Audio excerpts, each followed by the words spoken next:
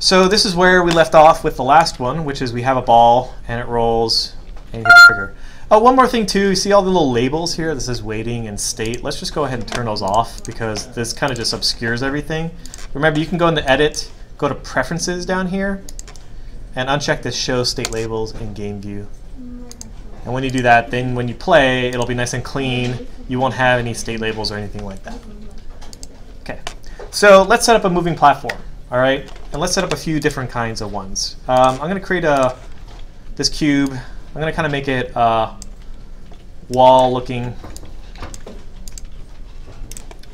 Bear with me while my Unity decides to not cooperate. I'll just make it like a red cube. And let's just make this thing scale a little bit. This thing like super long. Okay, so there's my platform. I kind of want this thing to move when the level starts to act as an obstacle. And what's really nice is that Playmaker has a full suite of iTween actions, which lets you define movements over time. Tweening is just in between. It's kind of, if you guys have ever had any animation courses, I'm sure you guys know about in between frames. They're tween frames. Okay, so here's my FSM for this wall that I'm building. I'm just going to call it moving for the first state. And the first thing I kind of want to talk about is just iTween in general, because there are a ton of them here. And all these things do is basically let you control location, rotation, scale, and shaking over time. So it lets you control that kind of behavior so it moves over time. So in this case, I want to move this thing over time. And I can have it either move by a specific amount, or I can have it add a little bit of movement every frame. I'm going to have it move by a specific amount here, because that's the one I use in the lab. And this thing here has some vectors. Let's say I just rotate it a little bit here. And I want it to move forward and backwards relative to the wall. So it's really easy to do. I already have it using the owner. The vector here, I want to move forward. So forward in Unity is Z. In this case, actually, I'm going to have it move in X because I scaled it differently. I have it move in X. Maybe I'll have it move 10 units. And I have it move over 5 seconds. So when you're using any iTween, these are pretty common. The time it takes to do that move is here. The other important bits are whether you want to loop at all, or loop once it hits the end, which is start over from the beginning, or when I hit the end, reverse the movement and go all the way back to the beginning, which is what ping-ponging is. And that's what I want to do here. I want to have it do ping-ponging. And that's pretty much it. So it's going to ping-pong. The other bit here is that this is the other really important thing, is the space in which it moves. If I have this platform rotated like 45 degrees and I tell it to move in X, there's two different X's here. There's this X here, which is the world, and there's this X, which is the cubes, right? And I get to pick which of these X's I want to move against. And in this case, I want to move in this X, which is local, which means here I want to move in self, which means relative to the wall. So now when I play, I have this thing. It's going to move forward and backwards in X at a specific rate. But look at how it's moving here. And I kind of want to take a little detour because I want to talk a bit about different kinds of ways you can have a platform move. Because almost in every game, you have a choice in how you want something to move from one spot to another. Right now, if you look here, there's this thing called ease type. And this controls how it moves from one point to another. There are, it looks like about 30 different kinds of ease types. But they're kind of broken down into categories here. The default one is linear, which means move at the same rate from start to finish. Don't change in speed. Maintain a constant speed. Then there's other ones like ease in out quad and cubic. And there's sine and exponential and circular. These are all different ways you can move from one spot to another. Some of them move faster in the middle of the movement than others. Some of them move slower in the middle. They move really fast and they slow down and then they speed up. The one that we use all the time in Overwatch, specifically for like UI, is the circular movement here, which basically has a very smooth rate of change. But it lets you basically move it so it moves kind of slowly in the beginning, speeds up in the middle, and then moves slowly again at the end. So you watch this platform move. So see how it like slowly goes in and then kind of moves really quickly? Another thing too, this thing is not casting shadows, so you can always have it cast shadows too. It's because of the material that I have specified in the cube is set to be an unlit material. If you set it to be standard, it'll actually cast a shadow. Let's try some of the other movements here just to see what they look like. The tweening is really important. So I had that being circular. What about something like bounce? It does exactly what it sounds like. It makes it look like it's bouncing. See how it's bouncing?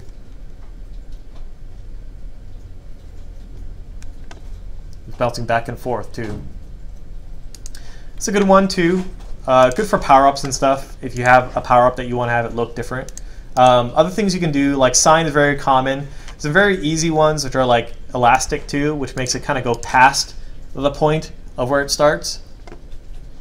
It's basically like winds up and then boing, like goes near the end and then kind of goes past the end point and then goes. Now keep in mind these all take the same amount of time to perform their movement. The duration of the movement is always the same here. It's always 5 seconds. These just control how I use that time. So in this case I can use an exponential movement. It's kind of the same thing as circular movement, only it's much, much more pronounced.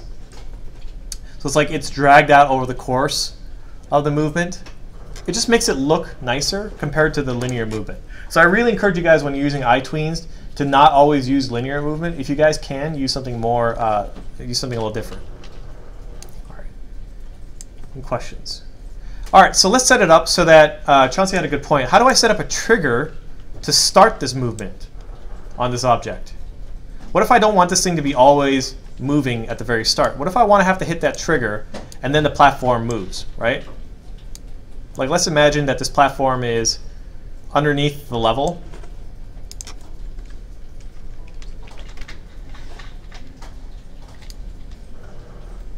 I'm just going to put this underneath the trigger here, like that.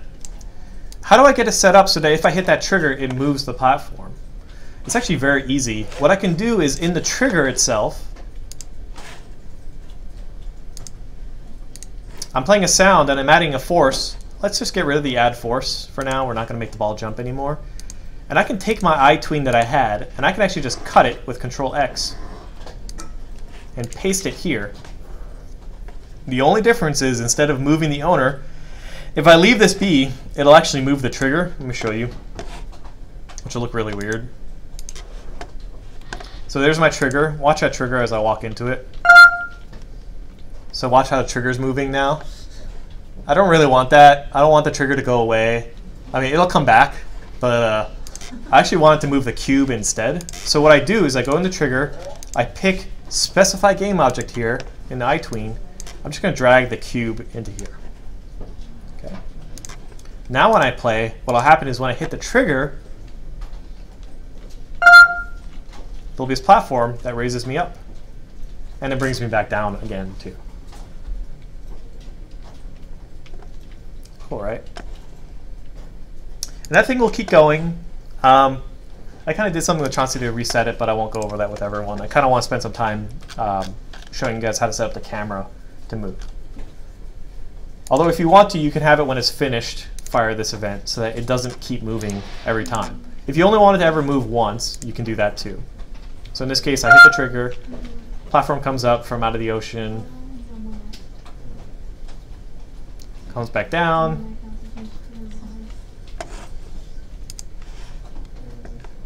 Ah, right, because this thing is set to a loop, it'll actually never finish, so yeah, we can actually just uncheck that. There's actually a checkbox here that says loop don't finish. If you uncheck that, that'll mean that the loop will actually finish the movement.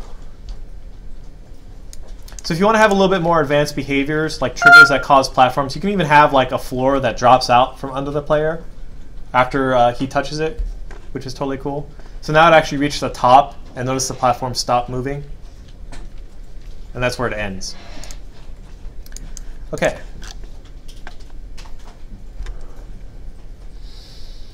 And I think if I check this one off too, it'll actually go back down to the bottom.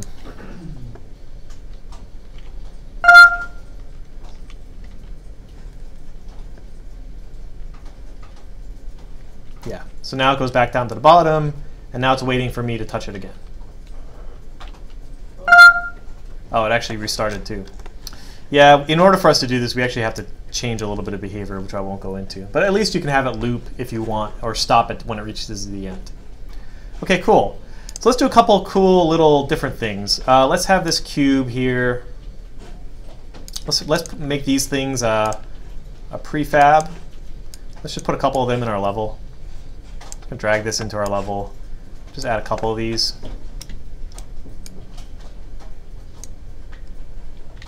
Actually, what I'm going to do here is make the platform part of this as well.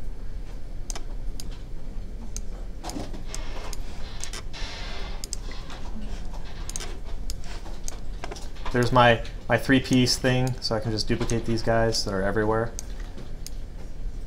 I'll put a couple more prototyping things in here. Maybe I can have pillars.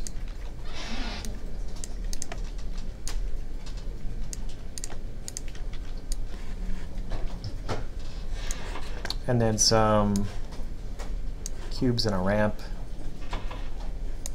Some steps.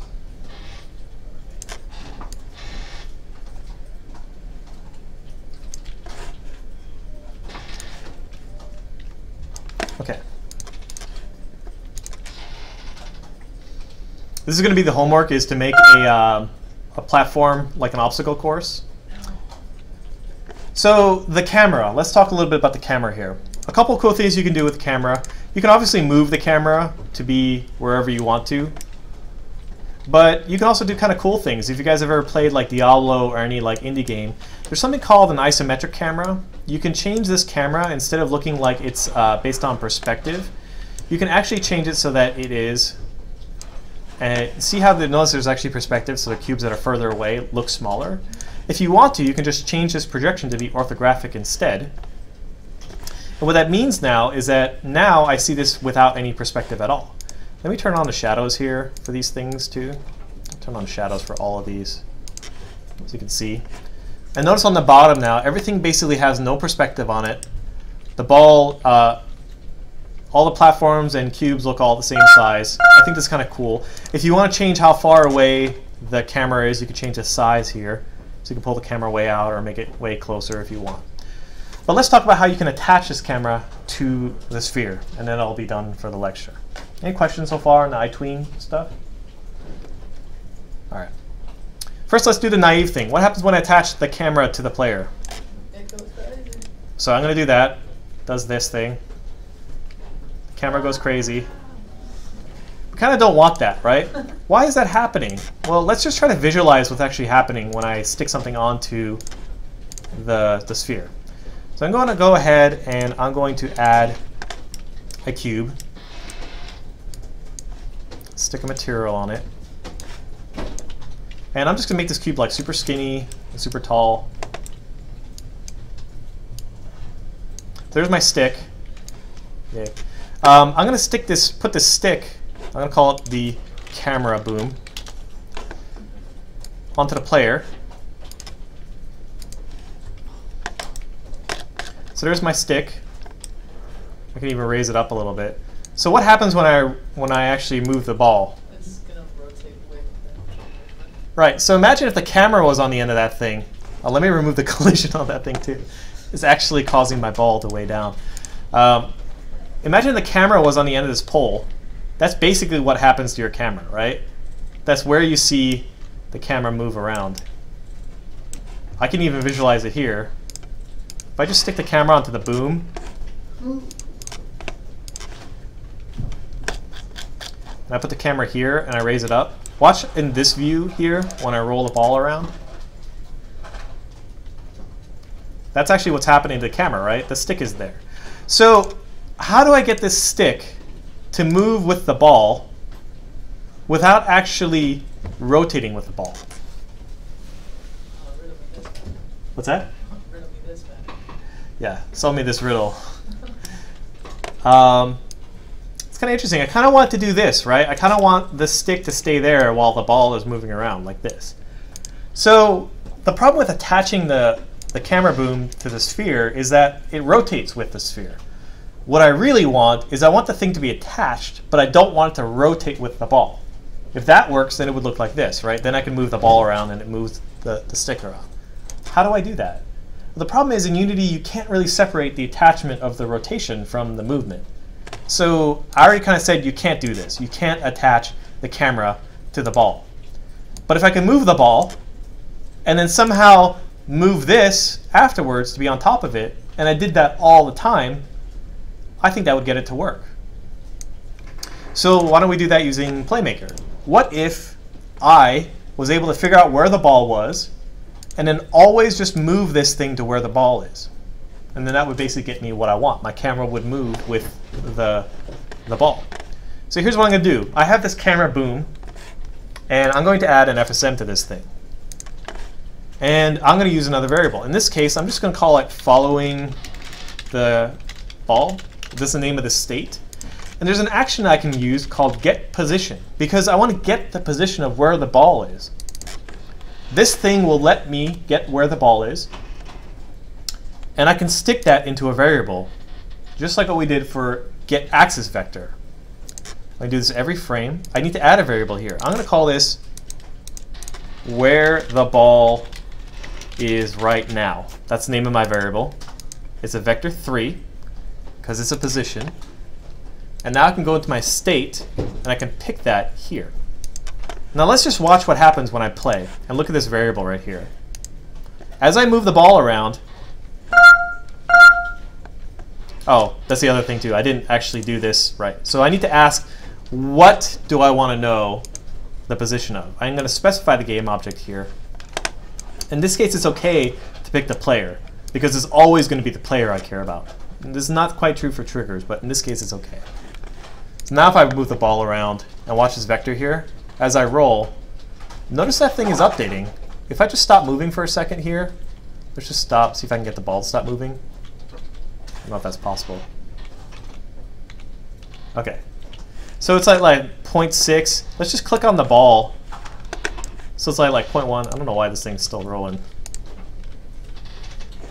So if I click on the ball right now, that position is updating. If you see the numbers up there changing, it actually matches what's on here.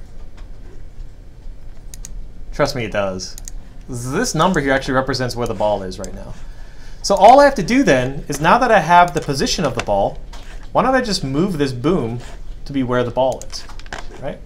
So there's another action called set position, which, as you can guess, lets me move something. So I'm going to move the camera boom, which is the owner, to where the ball is right now. And I'm going to do that every frame. So watch what happens to this stick as I'm moving the ball now.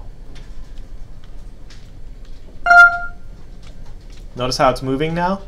And already the camera's following the ball. And it's not spinning with the ball at all. Questions on this? Does that make sense? Right? I'm getting where the ball is, I'm just sticking where the boom is. Does it matter what order the get position and set position you're in? Not really. You should try to favor doing what you want to do first, like on the top of the list, but it doesn't really matter in this case. Also, I'm just going to hide the camera boom, because this thing is really just, it doesn't need to have anything in it. Plus, notice that I kind of want to position the camera where the ball is, so I'm just going to move this thing to be right on top of the ball. And it's actually where the origin of this thing is. So here's a trick. You can put it on top of the player. You can reset the position. And it unparent it. And now, if I look at my camera, now I can move my camera around. Now my camera can be wherever I want it to be. Maybe I can lower it a little bit. Let me pull it back to the right. Like that. That's kind of a good view, right? Do that. And now when I play, it'll match exactly where that is in the camera, in the world. It always follows the ball now. Now I have what feels like a real game, right? Now I have something that actually behaves like I want it to. Like I can have my level be big, or I can have it be small, and it follows around. And you don't have to have it be orthographic. You can have it be a perspective camera if you want. It'll still behave the same way. So here it is with a perspective camera. It totally changes how the game feels. Your choice. And in this case here, I might want to pull the camera back more. Like that.